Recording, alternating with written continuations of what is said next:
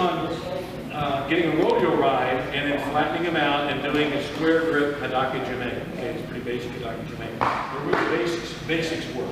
Basics really work. So now we're going to transfer this. We're going to do it as a transition and simulate a throw. Like I can be loading whatever throw it might be. I'll throw him, and when he hits, he's still got fight in him. He's going to roll over on his hands and knees in an attempt to get up. Before he does, I want to get behind him, flatten him out, put the old Hadaka Jime on. So we'll do this with a spin and stretch type thing. So watch Derek. So this simulates the throw. Where he's got the grip up here, hand behind the, don't grab inside the collar, grab the jacket, other hand on the sleeve, right? What he's going to do is put his right heel on Eric's right toe, and he's going to spin him over. As soon as he does that, Eric comes up behind like that, hook and hook, flatten him out, and he goes for the Hadaka Jime. Then, come up and see hook and hook, flatten him out. There it is. See what happens there? See, we want to transition from a throw immediately to the ground. He thinks he's out of trouble because he's been thrown, he's going to try to get back to a base. That's what most guys who know how to fight will do. So let's pursue him. It's a good pursuit drill to do this, to get him to flatten. This is one of the standard basic ways to flatten a guy on shoulder. But I'll tell you what, it works. I mean, really high ratio of success. Turn around the other way so she doesn't see your body. There you go. Spin him.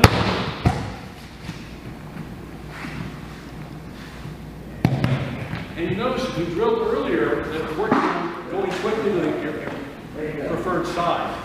You'll probably do this. You'll probably spin them. You'll probably have a side you like to go to. It's generally, if you're a righty and you throw him, you'll probably come closest to your side in your left side. It may just be that we can do that. So if he spins him, he's a righty. And see, he comes in. Boom, there, see that? Okay, so he came from spinning here, quickly shot in here. Efficiency of movement, guys. That's what these things teach you to really control his body. Okay? And when you throw him, try and keep your hand on him as soon as he lands. You might let go, but get your hands back on him as soon as you can. You don't want to go like this. Oh, okay. See all the space, that wasted space there? Eric wants to follow, right? Keep your hands on him. Whenever you throw a guy, always kind of have your hands on him. So, like we were doing foot sweeps earlier tonight. Foot sweep, bam, I want my hands on him so I can go for some type of a ground technique. So watch him again. So watch how close he keeps his hands. That's a good point there. Come around from this direction. So, guys, spin. See how he has his hands on the whole time. That's a good key point. I'm glad you brought that up. We got it. Let's drill on that. You do one, he'll do one, or she'll do one, back and forth. And let's just work on efficiently pursuing him after you simulate a throw. He's on elbows and knees, get to his side, get his back, hook him, flatten him out, put it on him. And you don't need to choke every time. You have to choke it every time. You can just be in position. Okay? If you want to choke once in a while, fine. But remember, if you choke him bad, he'll choke you bad. Paybacks are hell, right? Okay, let's go get it out here.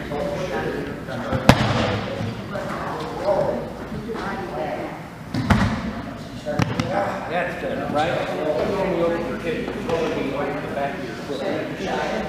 Right there. Because a lot of times, sometimes you gotta like down. Where are you going to put it on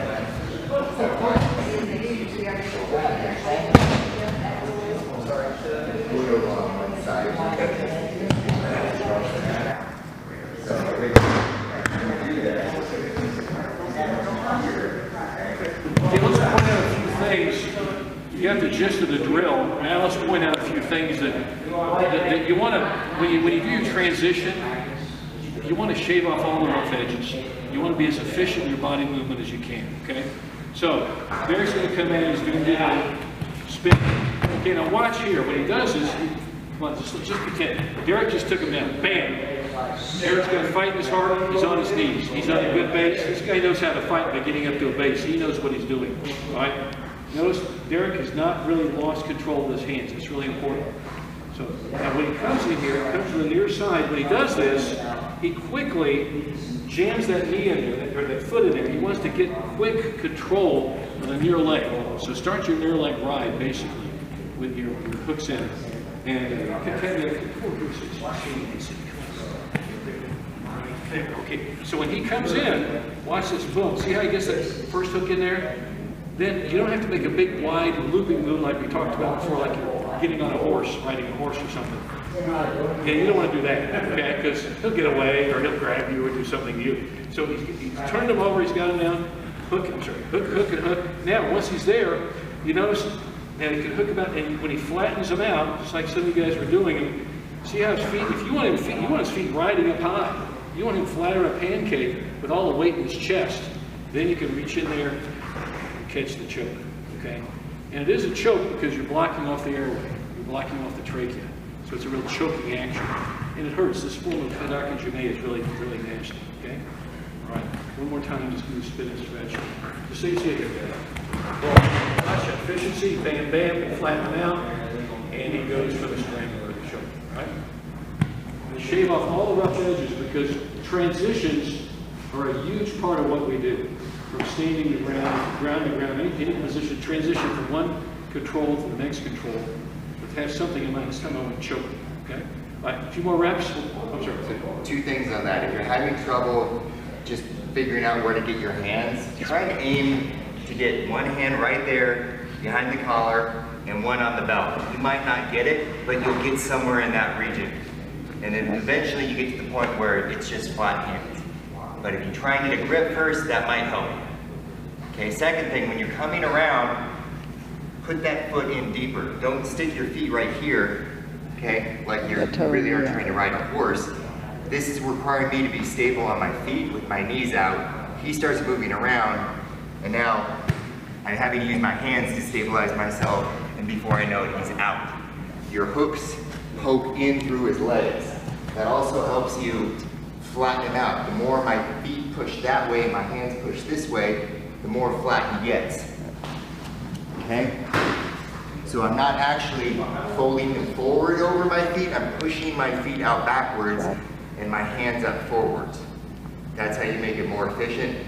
That's how you force him to carry you. You're sitting on his belt line and hooking your feet through the center of his hips. It's a great point.